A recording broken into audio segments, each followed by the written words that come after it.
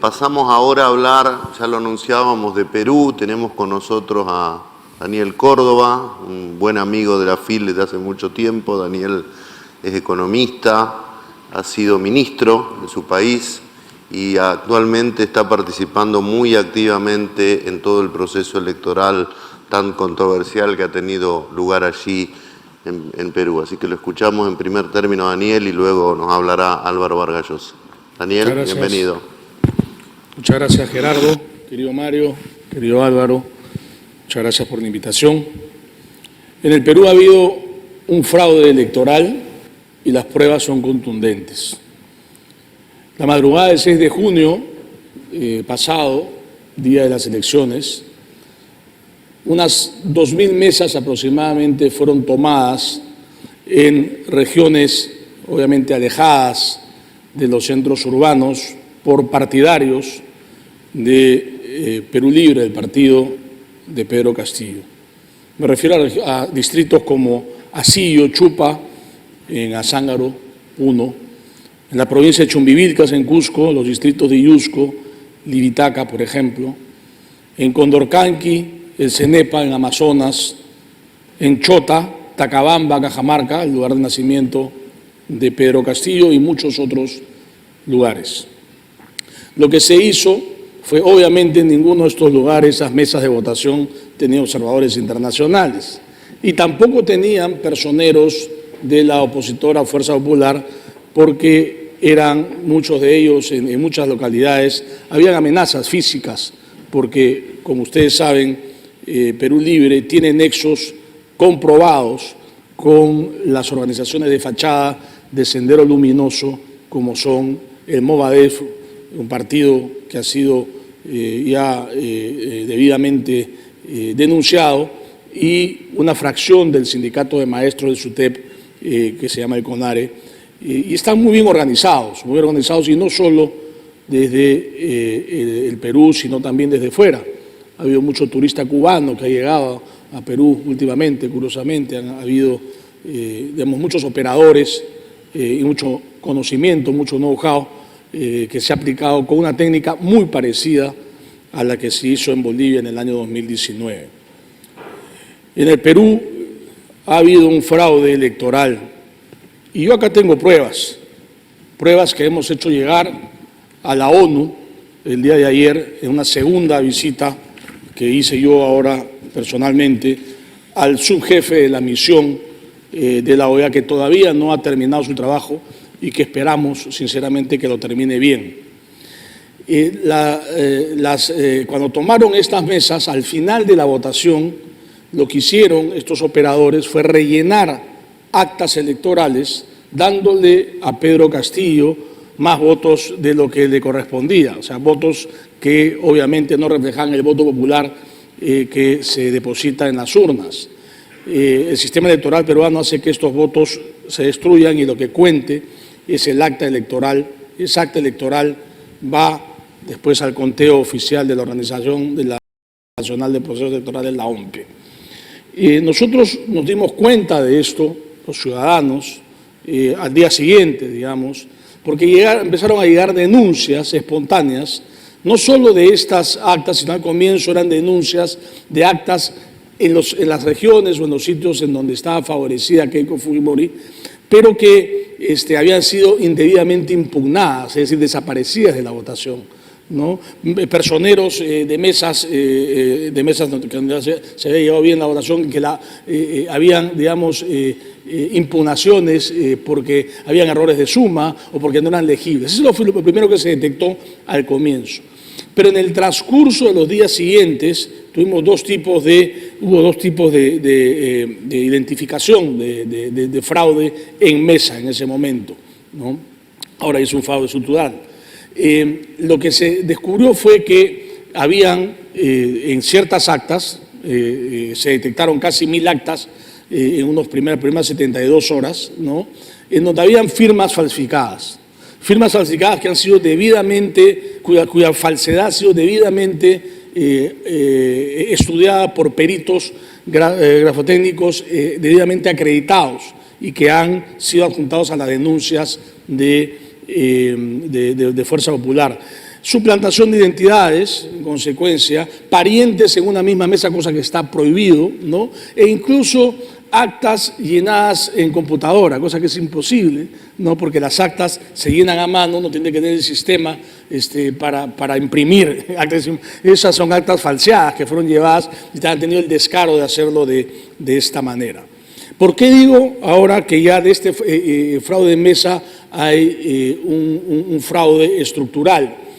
Por varios motivos. El primero es que el Jurado Nacional de Elecciones, en primer lugar, a través de una ley que es inferior a la Constitución, obviamente, ¿no? Dijo, tienen 72 horas para presentar sus reclamos. Y ni siquiera eso, dijo, no, los 72 horas se cumplen a las 8 de la noche del día jueves siguiente a la elección.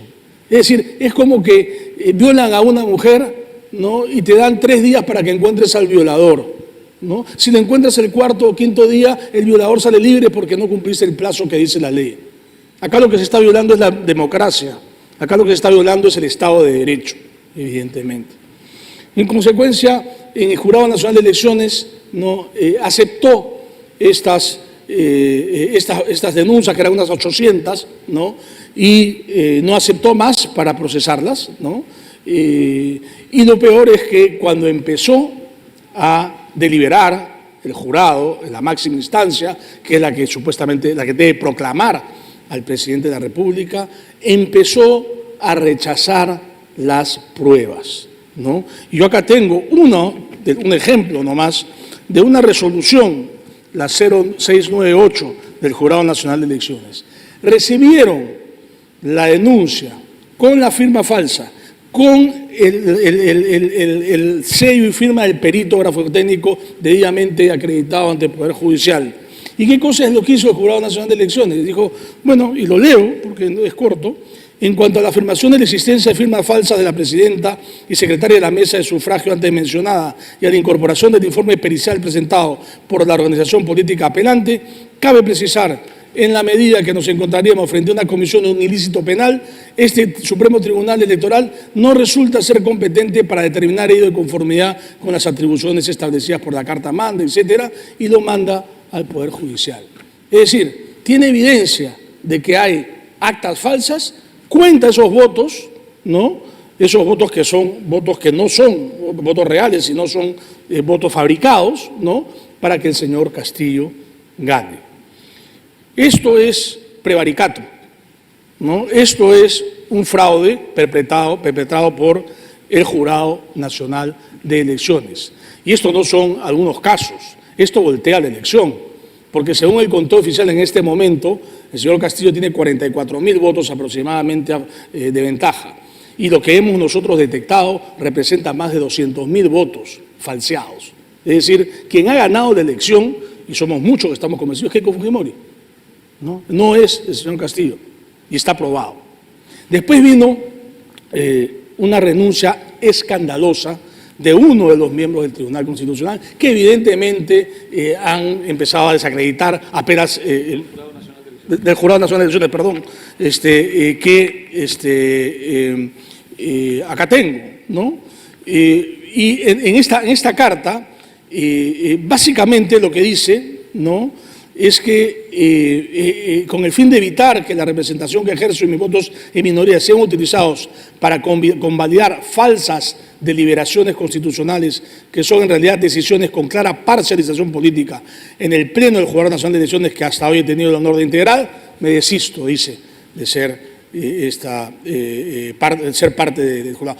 Unas semanas antes había un tribunal ético constituido por eminentes juristas que renunció, digamos, la mitad de sus miembros renunció. No sabemos muy bien por qué, pero renunció ese tribunal ético, ¿no? Entonces, lo que dice en esta renuncia el doctor Luis Arce Córdoba es que el Perú debe conocer que no es casualidad que actualmente ejerzan funciones en una fiscal de la Nación, un presidente del Jurado Nacional de Elecciones, un jefe de la Oficina Nacional de Procesos Electorales, una presidenta del Poder Judicial y 7 miembros de la Junta Nacional de Justicia designados durante el gobierno del vacado por probadamente corrupto, expresidente de la República, Martín Vizcarra, y que precisamente en el ejercicio funcional de sus altas responsabilidades se haya provocado la situación política en la que nos encontramos, ¿no? Y así menciona otras evidencias, que esta carta es pública, está publicada. Nosotros hemos trabajado, es una página web que se llama pruebasdefraude.com, está todo ahí colgado, es público, no se pueden ver absolutamente todas estas pruebas que tenemos y que hemos llevado en un documento, resumen, ¿no? El día de ayer, como digo, a la Organización de Estados Americanos. Y, sí, cómo no. Creo que sería bueno que explicaras en nombre de quién hablas, quiénes han llevado a cabo esa investigación. Claro, bueno, yo hablo en primer lugar en nombre del Instituto Invertir Libertad que presido, pero fuimos, hay una serie, no solo es el Partido Fuerza Popular, hay los tradicionales partidos como el APRA, como el PPC, la doctora Lourdes Flores, ¿no?, que es una demócrata carta cabal, ha asumido la defensa, y lo reseñaste, Mario, en un artículo hace poco, ¿no? El Partido Renovación Popular, el Partido Avanza País, todos partidos que forman parte ahora del Congreso, ¿no? Y que representan, desde mi punto de vista, también a las fuerzas democráticas y también miembros de la sociedad civil. Aquí está presente también el doctor Gonzalo Ortiz de Ceballos. El doctor Gonzalo Ortiz de Ceballos fue nombrado miembro del Tribunal Constitucional por el Congreso anterior en el mes de septiembre del año 2019. Y justamente para evitar su elección, que ya había sido dada, ¿no?, el presidente Martín Vizcarra dio, desde mi punto de vista particular, un golpe de Estado civil y de manera absolutamente ilegal disolvió el Parlamento, ¿no?, y hubo una nueva elección. El doctor Gonzalo Ortiz de Ceballos fue nombrado miembro del Tribunal Constitucional por el Congreso. La resolución fue enviada al Diario Oficial del Peruano y no fue publicada, ¿no? Y a partir de ahí, a partir del año 2019, el 30 de septiembre de 2019, yo escribí un artículo en ABC que salió en octubre sobre ese evento, ¿no? Martín Vizcarra empieza con un proceso de referéndum, ya empieza con las prácticas del socialismo del siglo XXI, ¿no? Referéndum para nombrar a la Junta Nacional de Justicia, que es la que el día de ayer ha destituido a este fiscal, a este miembro del Jurado Nacional de Elecciones, Arce, pero el doctor Gonzalo Ortiz de Ceballos ha presentado una denuncia penal y una denuncia constitucional de manera muy valiente desde mi punto de vista contra el presidente, contra la primera ministra. ¿Por qué? Y con esto voy cerrando, ¿no? Porque hemos solicitado, la candidata Keiko Fujimori le ha solicitado al presidente Sagasti que solicite a la OEA una auditoría del proceso electoral. No estamos pidiendo que proclamen a Keiko Fujimori, no estamos pidiendo nada más que transparencia. Una auditoría es muy distinta a una observación electoral. Cuando yo me reuní la primera vez en la OEA la semana pasada con el segundo, digamos, para estos efectos, del secretario general Almagro, y le hice saber que había estas preocupaciones, ¿no? Él me explicó que habían ellos hecho observaciones en 200 mesas y que no habían visto nada irregular. Son más de 85.000 mesas. Cada mesa tiene 200 a 300 votantes, las que hay en general. Y son cerca de 2.000 las que tenemos nosotros la certeza de que ha habido temas raros, ¿no? O que ha habido básicamente relleno artificial de votos. En una última constatación estadística, ¿no?, que yo expuse en la televisión, se estableció un análisis de 400 mesas en las que identificamos que Keiko Fujimori había tenido menos votos en la segunda vuelta que en la primera vuelta. Porque esto es imposible porque en la primera vuelta ella competía con 17 candidatos, ¿no? En la segunda vuelta solo con uno, ¿no? Estadísticamente si algún votito más debía tener, ¿no? Son muestras de 200 mesas y son 400 mesas en la segunda vuelta más. Pero no. En la segunda vuelta, en estas mesas, el candidato Castillo recibió todos los votos, o sea, supuestamente todos los votos de todos los demás candidatos, ¿no?, de derecha, de izquierda, de centro, de todos, más todos los votos blancos, el 97% de los votos blancos, todos fueron para el señor Castillo, ¿no? Más el 38% de los votos de Keiko Fujimori. Es decir, y ahí tenemos 77.000 votos de actas que si se analizan el padrón contra el acta, es decir, si realmente han votado el número de personas que están en el acta, y vamos a poder comprobar que son actas falsas. Ahora, se ha solicitado la información a la OMPE, el padrón electoral. Cuando uno va, vota, pone una firma, el sello, ¿no? Y ahí deposita el voto en el ánfora. Y justamente se hace esto para evitar suplantación de identidades, para evitar fraude. Entonces, la parte afectada ha solicitado formalmente al jurado que solicite a la OMPE esta información, estos padrones, y se niegan a entregarlo, porque dicen que no hay información confidencial, ¿no? Entonces, esto es absolutamente, hay una confabulación evidente. Lamentablemente, demócratas de antaño, ¿no? Han construido una narrativa que trata de desacreditarnos, ¿no? Golpistas, ¿no? Resulta que somos golpistas porque estamos buscando que se haga transparencia, ¿no? Y lamentablemente lo que vemos, y con esto termino, es que el presidente Sagasti y el canciller Alan Wagner tienen el más mínimo interés en que se haga esta auditoría, ¿no? Que debe hacerse. Todavía estamos a tiempo.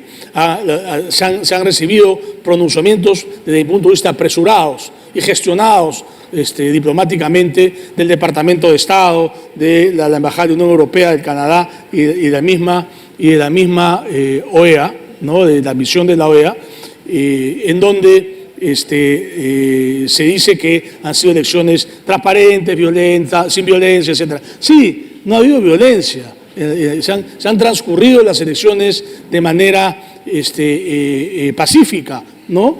Como dice nuestro colega de Nicaragua, ¿no? El socialismo del siglo XXI, las dictaduras ahora, que son todas de izquierda, ¿no? Se desarrollan utilizando formas democráticas para perpetuarse en el poder. De manera tal que yo quiero invocar, terminando, yo voy a invocar a los partidos políticos españoles, en particular al PP, a Vox, ¿no? Que nos ayuden con el Parlamento Europeo, porque lo que queremos es contar la verdad.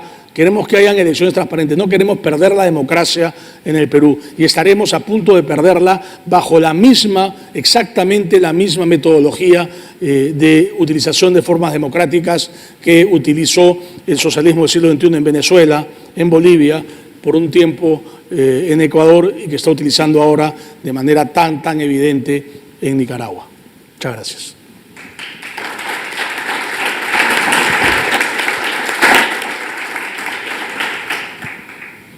Muestra hasta qué punto la oposición al gobierno, porque claramente el gobierno ha tomado partido en estas elecciones por el candidato aparentemente humilde, de los sectores más desfavorecidos del país. Una imagen que se ha repetido internacionalmente y que, en cierta forma, patrocina las informaciones que leen los ciudadanos prácticamente en todo el mundo. Sin embargo, es clarísimo que esta versión no es una versión exacta, que la versión exacta ustedes la acaban de oír, pero es una versión que desgraciadamente no llega a la prensa, a los grandes medios de comunicación, que de una manera perfectamente comprensible se han comprado a la figura de este maestro venido de los sectores más desfavorecidos y que de alguna manera representa al Perú pobre, al Perú marginal. Bueno, yo le he hecho una pregunta a Daniel y él ha mencionado los partidos políticos que se han sumado a esta protesta que él encabeza. Esos partidos son todos los partidos democráticos peruanos. Prácticamente no hay excepciones. Son los partidos que luchan por la democracia, que luchan por la libertad, y que son conscientes de que si el candidato que representa el gobierno peruano toma realmente el poder, la democracia y la libertad habrán desaparecido del Perú, como ha ocurrido en Venezuela, como ha ocurrido en Cuba, como ha ocurrido en Nicaragua. Eso es lo que está realmente en debate en el Perú. La democracia, la libertad de un costado y de otro lado el autoritarismo, el totalitarismo representado ejemplarmente por Venezuela. Hemos escuchado aquí lo que significa el totalitarismo, lo que significa el autoritarismo, la brutalidad que se ha instalado en ese país que fue en algún momento, no lo olvidemos, el ejemplo de toda América Latina. 5,5 millones de venezolanos han salido de ese país para no morirse de hambre, para buscar un empleo en los países vecinos, y el Perú, por ejemplo, tiene cerca de 1 millón de venezolanos, se dice, a los que ha dado hospitalidad, en tanto que un país como Colombia ha dado aparentemente hospitalidad a cerca de 2 millones de venezolanos. Eso es lo que queremos para el Perú. Es eso lo que queremos para el Perú. Clarísimamente el presidente y propietario, el señor Cerrón, del partido que ha lanzado a este maestro de chota, aparentemente de segundo nivel, quieren eso. El modelo es Venezuela, y lo han dicho de una manera muy explícita durante la campaña electoral en testimonios que ahora aparecen en la prensa peruana. El señor Cerrón, que vivió 10 años en Cuba y ahí se recibió de médico, lo ha dicho de una manera literal. Nosotros somos marxistas, leninistas, mariateguistas, y si tomamos el poder no lo vamos a devolver, aunque perdamos las futuras elecciones.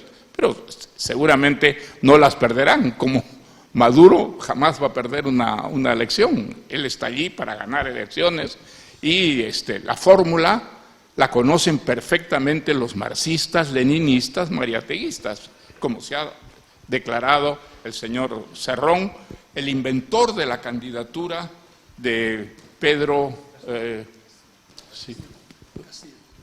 Castillo, eso es.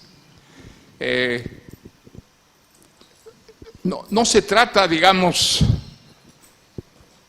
de una lucha entre la hija de un dictador como es Keiko Fujimori y Pedro Castillo.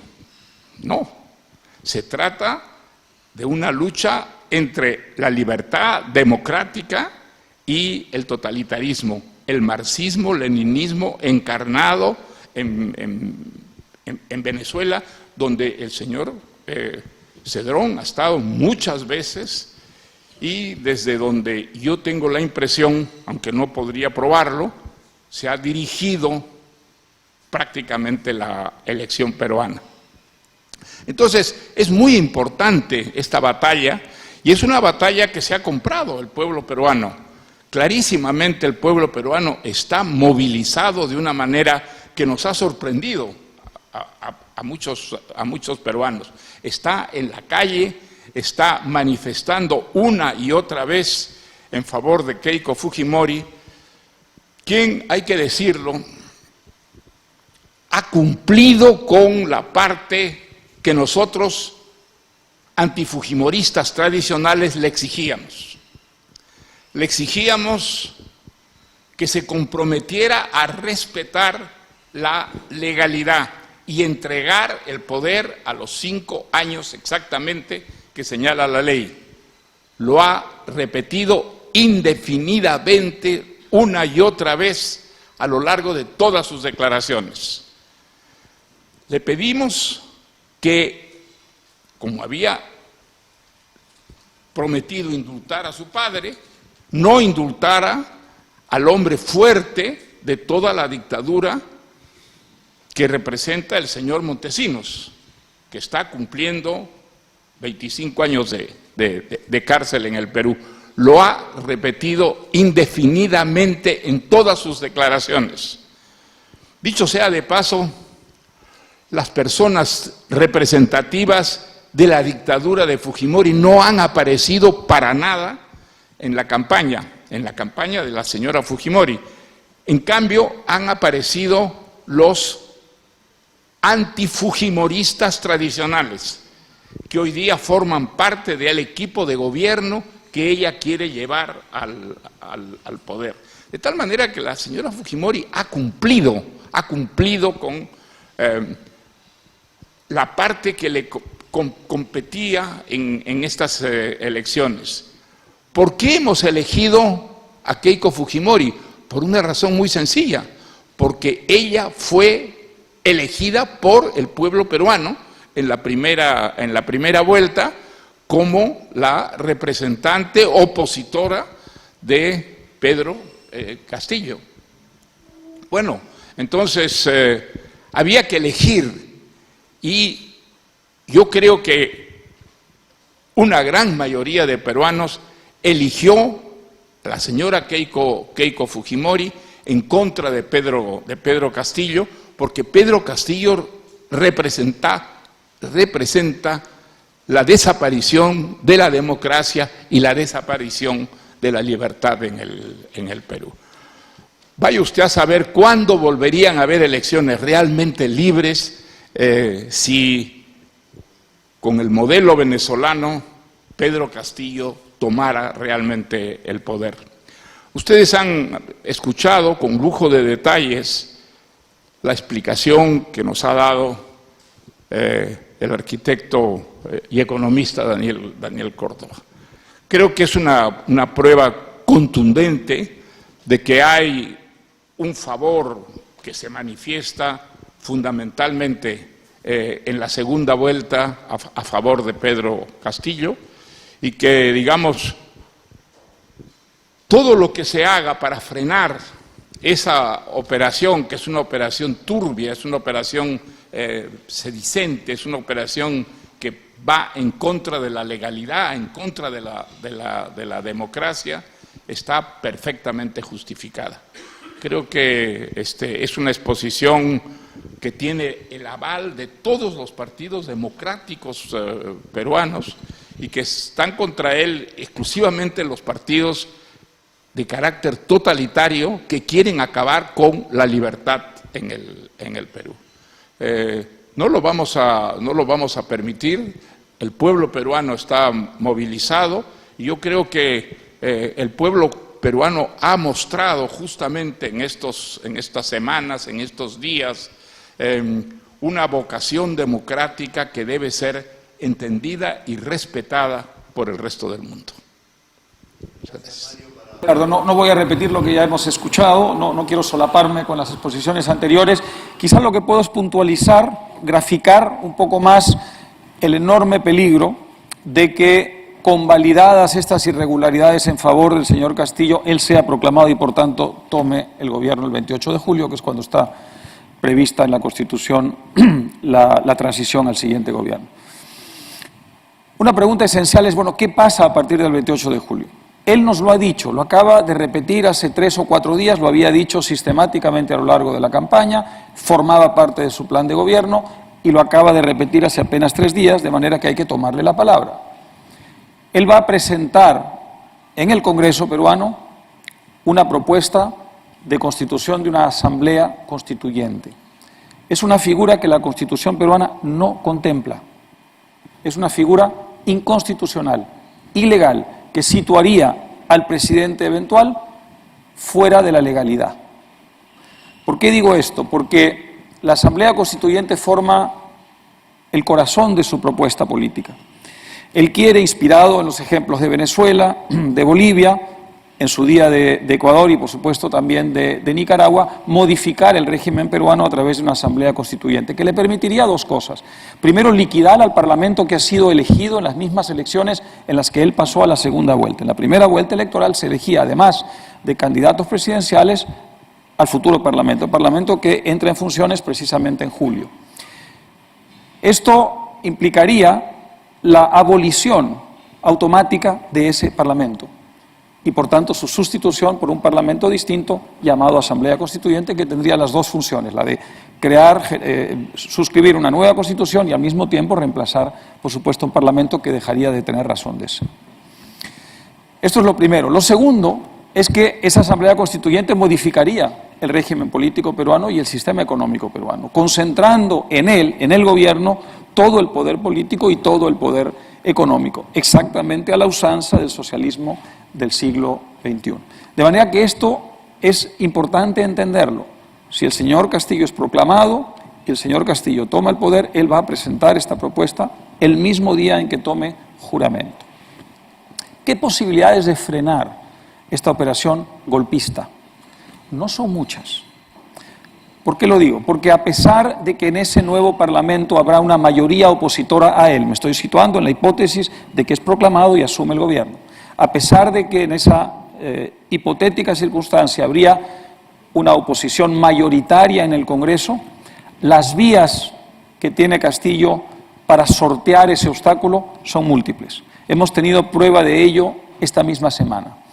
Esta misma semana, el Congreso saliente intentó, en cumplimiento de su mandato constitucional, elegir a los miembros del Tribunal Constitucional nuevos que deben reemplazar a aquellos cuyo mandato ha vencido. El Tribunal Constitucional nada menos, ¿no es cierto? El tribunal que tiene la misión de decirnos qué cosa es y qué cosa no es constitucional. Muchos de sus miembros ya han visto su mandato vencerse, tienen que ser reemplazados, es el Congreso peruano quien los elige. El actual Congreso saliente quiso elegir a los nuevos miembros de ese tribunal y entonces se plantearon una serie de acciones legales, acciones de amparo, ante jueces de instancias menores al Tribunal Constitucional, que es el único tribunal que tiene la potestad de decir qué cosa es y qué cosa no es constitucional, y entonces una jueza determinó que se paralizara toda deliberación en el Congreso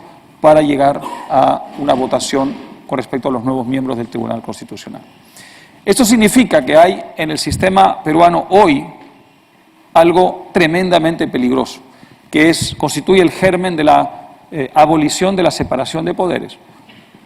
Una jueza de una instancia menor está hoy en condiciones de decirle al Congreso de la República: usted ya no puede legislar, usted ya no puede votar, usted ya no puede ejercer sus funciones. Esto ocurre antes de que el señor Castillo haya sido proclamado y asuma funciones. Me sitúo en la situación hipotética: el 28 de julio el señor Castillo presenta una Asamblea Constituyente inconstitucional, ilegal y golpista ante el Congreso peruano. El Congreso peruano le dice no, porque habrá una mayoría opositora en ese momento. ¿Qué cosa harán sus abogados? Inmediatamente plantear acciones ante jueces menores, que harán exactamente lo mismo. Si lo han hecho ahora, ¿cómo no lo van a hacer después, cuando ya esté en el poder? Es decir, jueces menores tendrán la potestad de abolir la independencia de poderes, la separación de poderes. Para no hablar del propio Tribunal Constitucional, donde, repito, hay muchos miembros cuyo mandato ya venció. Esos miembros tienen una espada de Damocles sobre la cabeza, por tanto, desde el punto de vista de su mandato. ¿Qué posibilidades de que ese Tribunal Constitucional declare que la Asamblea Constituyente que quiere instalar el señor Castillo y el señor Cerrón es inconstitucional? Yo creo que casi ninguna. Varios de los miembros del Tribunal Constitucional son simpatizantes hoy de esa opción política. De manera que estamos ante un escenario terrorífico, y es que a pesar de que los votantes mayoritariamente eligieron a un Congreso opositor al señor Castillo en la eventualidad de que sea proclamado, hay muchas fórmulas relativamente sencillas mediante las cuales el señor Castillo puede simplemente sortear ese obstáculo. ¿Qué cosa ocurrirá entonces en ese escenario? Quizá una parte de la prensa adoptará una postura crítica frente a ello, ya lo ha hecho y hay que agradecerlo. Sin embargo, la prensa está también bajo amenaza. Hace pocos días, el grupo de medios más importante del país, que es el Grupo El Comercio, que controla 2 canales de televisión, uno en señal abierta, otro por cable, y que tiene una serie de periódicos, sufrió un revés judicial muy significativo. Un grupo de periodistas vinculados al grupo La República había planteado hace mucho tiempo una acción para impedir que El Comercio comprara 2 periódicos no de gran circulación, uno de ellos con alguna circulación nacional más o menos significativa, pero no comparable a la que tienen medios superiores a ellos. Esa, digamos, acción había quedado más o menos congelada, dormía el sueño de los justos allí a lo largo de mucho tiempo y súbitamente, hace pocos días, la justicia falló en favor de quienes habían planteado la acción de declarar ilegal la compra por parte del diario El Comercio de estos periódicos. Yo me sitúo en el escenario de un grupo El Comercio, por ejemplo, para citar solamente al grupo El Comercio, que es el más importante, oponiéndose a la instalación de una asamblea constituyente ilegal, inconstitucional y golpista, y yo lo que creo es que vendrán acciones legales contra el Grupo El Comercio. Es bastante sencillo que eso ocurra, porque parte del grupo que está sosteniendo, el grupo mediático de la República que está sosteniendo hoy a Castillo y a Cerrón y que está respaldando estas propuestas inconstitucionales e ilegales, tiene el 25% hoy de la televisión de la que el Grupo El Comercio es accionista mayoritario. Una simple acción legal con cualquier pretexto podría el día de mañana otorgarle al Grupo La República la mayoría de las acciones de la televisión. Yo creo que eso es lo que está en camino y, por tanto, habría sido abolida la oposición parlamentaria y habría sido abolida la oposición mediática. Quedaría la calle, ¿no es cierto?, la calle que está movilizada desde hace algunas semanas, como se ha dicho aquí, en números sorprendentes, masivos, evidentemente reflejando lo que es un pánico, un pavor en un sector muy significativo del país frente a la eventualidad de que se instale en Perú un régimen de izquierda radical. Lo que veríamos seguramente en ese escenario sería una persecución por la vía judicial, quizá también la vía policial represiva, pero sobre todo la vía judicial contra quienes fueran los líderes de esa movilización, de esa agitación popular. ¿Por qué? Porque en todas las instancias en las que quienes respaldan al señor Castillo y al señor Cerrón el día de hoy, en todas las instancias en las que han planteado acciones, en todas la resolución judicial ha ido en su favor.